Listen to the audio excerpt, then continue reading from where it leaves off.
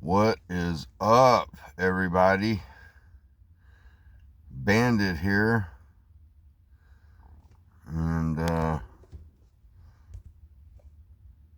it's Sunday, May 24th at 6:45 a.m. and Bandit back.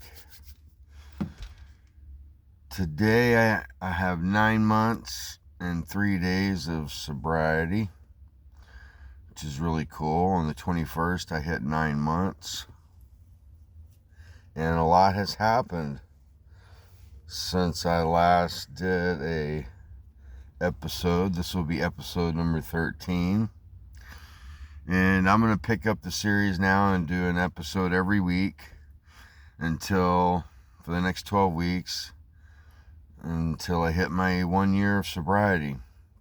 Something I've never accomplished before. I always get 9 months, 11 months, and then I decide that, in the past that, I got it from here. So this time I'm going to stick to it and see what happens, Let's see what to cover. So much has happened since I last did an episode. A lot of good things, a lot of crazy things, and a lot of growth,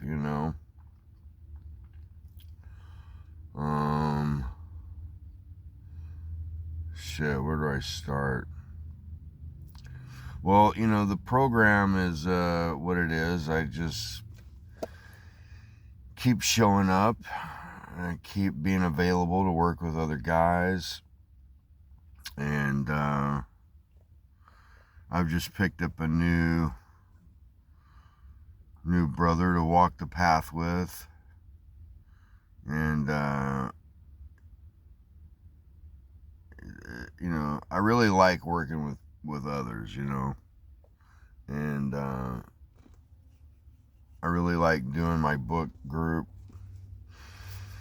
and I really like going to my clubhouse, Radford Hall, and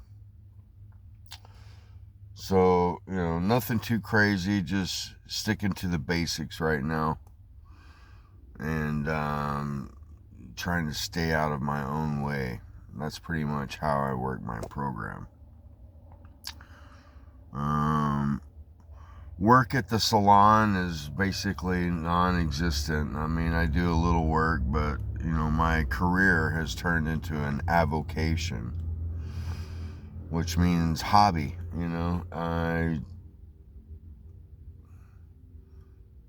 I think God's just trying to push me in a different direction. Some people have reached out to me seeing if I want to do tech and recovery. I don't know, man. I do want to get involved in recovery, but I want to have an option for people that are being body brokered out here in Los Angeles. And that's a real problem. And I've been even a victim of this. My sponsor wanted me to get into a sober living and get out of living in my fucking car, which I've been in my car over 2 years now. I followed his direction and ended up getting fucked over because the place that offered me a bed and then kept pushing it and then didn't have a bed for me ended up getting my information, and the owner of the place got insurance in my name and has been collecting thousands of dollars every month ever since for me being in a program that I've never been at. So that really fucked up a lot of things in my personal life with, being able to use my Medi-Cal and get a surgery that I needed to get, and for a lawsuit that I was in. And then now I can't get my surgery. I can't use my medical insurance, and my attorneys dropped the case because I can't get the surgery. So, I don't know, man. Those are some of the trials and tribulations. I went on a 12th step call about a month or so ago, and the guy ended up taking himself out while I was there, which was a trip. And, it shows you how serious this disease is. A lot of people just don't make it. 22 people now from that I know just this year alone have passed away from this disease in one shape or another. A lot of people from Radford Hall keep dropping like flies, man. I always tell people, look around, look to your right, look to your left. Most of these people will not be here. And that seems to be the case. I don't know if it is a weird thought, I guess. I told my sponsor, when this guy took himself out when I was there on the 12-step call, my first reaction was I was jealous. How sick is that? It's fucking... But, I think a lot of it has to do with just, being in this world, dude. And, controlling your thoughts, that's the path out. And I am definitely powerless over the thoughts that I have, and it's hard to manage them. I can't manage them either, so I'm powerless, I thought I came into Alcoholics Anonymous. I thought I was alcoholic and loved drugs. And what I realized is that my alcoholism and my drug addiction was always a symptom of a bigger problem. And the bigger problem is I have a disease that centers in my mind that makes me believe that I don't have it. And so my thoughts create my reality, and the stinking thinking or the negative thoughts is a reflection of, my reality is a reflection of how I'm thinking, and, so I can't manage it, and I cannot, and I'm powerless over it. So I need a God of my understanding to come in and help direct my thoughts. And, you can't think your way out of this. You have to act your way into right thinking. And, so watching and observing my thoughts while not being ruled by being in the thought itself is basically the path out. And it's been great. I've been writing, still working on getting a laptop so I can get all my writing put into Word so that I can get this book manuscript finished. I have 2 books now. Rainbow in the Dark, Midnight is Where the Day Begins by Angel Heart Bandit, which is like a memoir, and everything I've learned and everything I've experienced as of late. And it's pretty good, if I say so myself. It's 33 chapters. It's a lot of information, a lot of my story. So looking forward to getting that out. Rainbow in the Dark, because we are rainbows in the dark. I am, for sure. And Midnight is Where the Day Begins, because it's one day at a time, man. And the world record for sobriety is 24 hours. And it's one day at a time, man. Also, my other book is Learning How to Be Selfish and Mean It with Love. And that is all about not abandoning yourself, and you know, yeah, so I'm looking forward to getting that out. I think that's, you know, a little bit smaller of a read. Um, but yeah, I think they'll go good hand in hand. So I'm looking forward to getting both of those books in manuscript into Word and getting that out to the people that need to see it and get it up and out so people can read it, you know. So that's a goal of mine this summer, and you know, it's a trip, dude. The self-imposed solitude by living in my car and you know, my career of hairdressing, you know, it's all I've ever wanted to do, and it's just not, you know, I don't know how to do it anymore. I mean, I know how to cut hair, but to play the game, wear the mask, wear, you know, be the person that I've always been while doing hair, it's just not, just that person's not there anymore. This, you know, Brandon that's been underneath the bandit is emerging, and you know, I love doing hair, and I love doing it when I do it, and I just don't think it's my career anymore. I think writing, helping people, maybe starting my own treatment center, Angel Heart Recovery, you know, and having my own sober livings as an alternative to these motherfuckers out here that just body broker people. I think that's my new path, and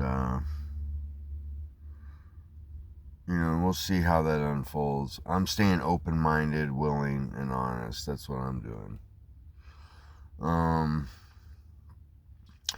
glad to be back. You know, I'm glad that I stayed. This last 9 months has been the most uncomfortable I've ever been in sobriety. A lot of kicking and screaming, a lot of growth, a lot of sadness, a lot of happiness, a lot of melancholiness, a lot of just not knowing what the fuck is going on.